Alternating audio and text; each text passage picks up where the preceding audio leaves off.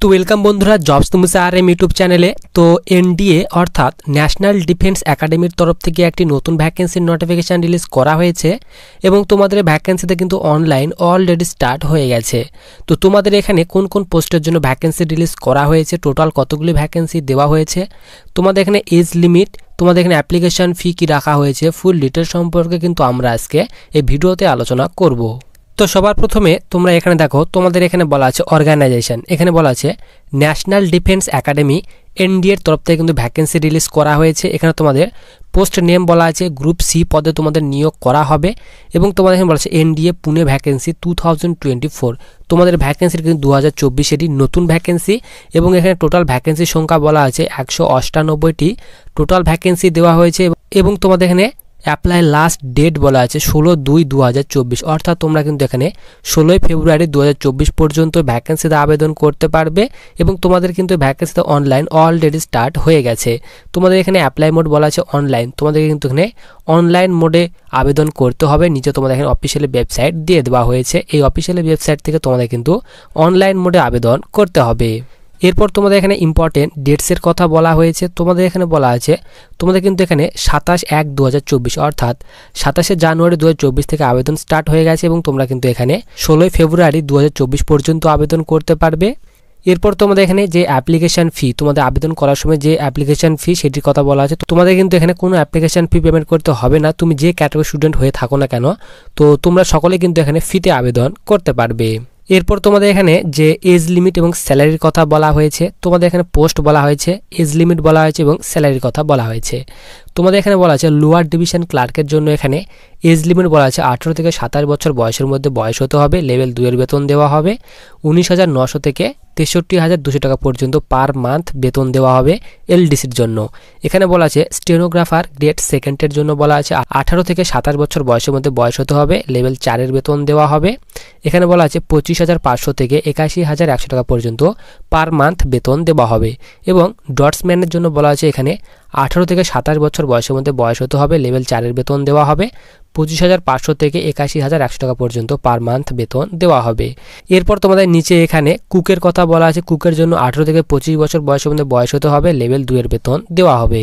এরপর তোমাদের এখানে সিভিল মোটর ড্রাইভারের জন্য বলা হয়েছে 18 থেকে 27 বছর বয়সের মধ্যে বয়স হতে হবে, লেভেল 2 এর বেতন দেওয়া হবে। কার্পেন্টারের জন্য বলা হয়েছে এখানে 18 থেকে 25 বছর বয়সের মধ্যে বয়স হতে হবে, লেভেল 2 এর বেতন দেওয়া হবে। ফায়ারম্যানের জন্য বলা হয়েছে লেভেল, এখানে তোমাদের 2 এর বেতন দেওয়া হবে 19,900 থেকে 63,200 টাকা পর্যন্ত পার মান্থ বেতন দেওয়া হবে। বয়সের কথা বলা হয়েছে 18 থেকে 27 বছর বয়সের মধ্যে বয়স হতে হবে এবং টিএ বেকারের জন্য এখানে বলা আছে 18 থেকে 25 বছর বয়সের মধ্যে বয়স হতে হবে, লেভেল 2 এর বেতন দেওয়া হবে এবং নিচে তোমাদের 3টি পোস্টের জন্য এখানে লেভেল 1 এর বেতন দেওয়া হবে এবং তোমাদের এখানে বলা হয়েছে এখানে 18 থেকে 25 বছর বয়সের মধ্যে বয়স হতে হবে।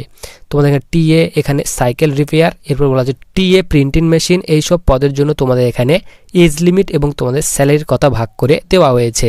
এরপর তোমাদের নিচে এখানে এমটিএস, তো এমটিএস অফিসার এবং ট্রেনিংয়ের জন্য বলা আছে 18 থেকে 25 বছর বয়সের মধ্যে বয়স হতে হবে এবং লেভেল 1 এর বেতন দেওয়া হবে 18,000 থেকে 56,900 টাকা পর্যন্ত পার মান্থ বেতন দেওয়া হবে।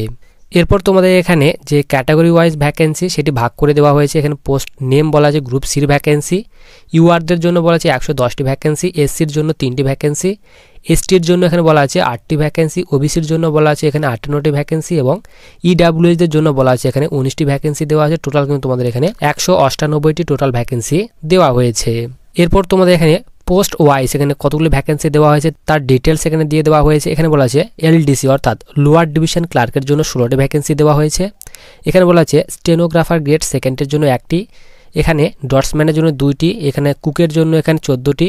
এরপর ফায়ারম্যানের জন্য এখানে 2টি ভ্যাকেন্সি, এখানে তোমাদের সিভিল মোটর ড্রাইভারের জন্য 3টি ভ্যাকেন্সি, টিএ এখানে সাইকেল রিপেয়ারের জন্য 2টি ভ্যাকেন্সি। এইভাবে তোমাদের কিন্তু এখানে ভ্যাকেন্সি ভাগ করে দেওয়া হয়েছে এবং তোমাদের এখানে এমটিএস, তো এমটিএস এর জন্য তোমাদের এখানে 151টি টোটাল ভ্যাকেন্সি দেওয়া হয়েছে। তো এমটিএস এর জন্য তোমাদের কিন্তু এখানে সবচেয়ে বেশি পোস্ট রাখা হয়েছে, এখানে টোটাল বলা আছে 198টি টোটাল ভ্যাকেন্সি তোমাদের ভাগ করে দেওয়া হয়েছে। এরপর তোমাদের এখানে তোমাদের যে এলিজিবিলিটি, তোমাদের এখানে এডুকেশন কোয়ালিফিকেশন তার কথা এখানে বলা হয়েছে। তুমি যদি এখানে এমটিএস পদের জন্য আবেদন করতে চাও তো এমটিএস পদের জন্য তোমাদের কিন্তু সবথেকে বেশি ভ্যাকেন্সি রয়েছে। তো এমটিএস পদের জন্য তোমাদের এখানে এডুকেশন কোয়ালিফিকেশন বলা হয়েছে matriculation passed or equivalent from a recognise board or institute. তো তুমি যদি যে কোনো বোর্ড থেকে সিম্পলি এখানে মাধ্যমিক পাস করে থাকো তাহলে কিন্তু এমটিএস পদের জন্য আবেদন করতে পারবে। তো এলডিসি অর্থাৎ লোয়ার ডিভিশন ক্লার্কের জন্য আবেদন করতে চাইলে তোমার কিন্তু 12 পাস চাওয়া হয়েছে। তার সঙ্গে সঙ্গে তোমাদের কিন্তু এখানে স্কিল টেস্ট নেওয়া হবে। এখানে বলা আছে এখানে 30 ওয়ার্ড ইংলিশে তোমাদের টাইপিং স্পিড থাকতে হবে এবং তুমি যদি হিন্দি দিয়ে টাইপিং করো তাহলে তোমার কিন্তু এখানে অবশ্যই 30 ওয়াট এখানে টাইপিং স্পিড থাকতে হবে। এবং তুমি যদি এখানে স্টেনোগ্রাফার গ্রেড সেকেন্ডের জন্য আবেদন করো তাহলে তোমরা কিন্তু অবশ্যই এখানে বলা হয়েছে 12 পাস থাকতে হবে। তার সঙ্গে সঙ্গে তোমার কিন্তু স্কিল টেস্টের কথা বলা হয়েছে। ডটসম্যানের জন্য এখানে 12 পাস চাওয়া হয়েছে। তার সঙ্গে সঙ্গে তোমার কিন্তু এখানে ডিপ্লোমা চাওয়া হয়েছে ইন এখানে বলা হয়েছে ডটসম্যান। তো ডটসম্যান এই পদে তোমার কিন্তু ডিপ্লোমা থাকতে হবে এখানে 2 ইয়ার এক্সপিরিয়েন্সের সঙ্গে, তাহলে তুমি কিন্তু এখানে আবেদন করতে পারবে। এরপর তোমাদের এখানে সিনেমার জন্য এখানে বলা আছে 12 পাস থাকতে হবে। কুকের জন্য তোমাদের এখানে বলা আছে 12 পাস থাকতে হবে এবং তার সঙ্গে সঙ্গে তোমার কিন্তু এখানে 2 ইয়ার এক্সপিরিয়েন্স চাওয়া হয়েছে, তাহলে তুমি কিন্তু এখানে আবেদন করতে পারবে।